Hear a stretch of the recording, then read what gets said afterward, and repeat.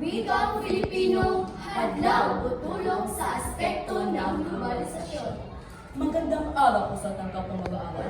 Sa pagtitipon natin ito'y DYC Siklap ay magtatagisan sa larangan ng wika kung saan isyu malalim sa isip bumabatika. Tanong na hanapin ng dalawang panig ngayon, wikang Filipino, hadlang o tulong sa globalisasyon. Sa kaliwa, may panig na nasa Ingles, pumapanig. Sa kanang kamay, sa liling wika ang hiniibig. Sa mundong mabilis, palitan ng kaalaman, Ingles ang gamit, tulay sa ugnayan. Sa agham, medisina at teknolohiya, Pilipino'y kulang, di sapat ang talas niya.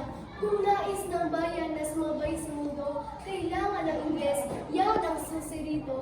Paano mo sa pandaigdigang kumperensya ka dumalo at Ingles ang gamit? Maiintindihan mo ba ito? Isipin mo, negosyo walang hangganan na ngayon. Kliyente iba-iba ang lahi, iba-iba ang layon. Kung sariling wika ay ipipilit sa lahat ng oras, pagulat natin, baka lalo pang lumayas. Subalit kapatid, may mali sa itinuran. Hindi hadlang ang wika sa pag-unlad ng bayan.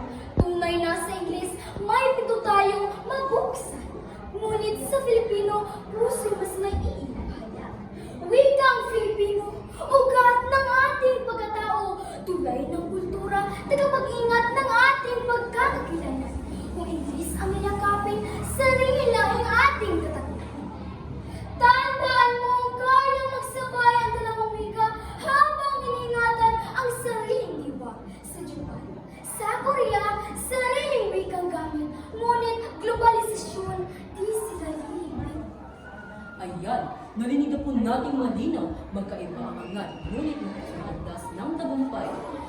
Wikang Filipino, hadlang o tulong sa globalisasyon. Sagutin natin ayon sa puso at isipan. Ang malagay di natin kalilimutan na ang wika'y kaluluwa ng ating bayan. Kung Ingles man o Filipino, ang gamit sa mundo, ang tunay na dayon, ang pagkakaisa ng Pilipino.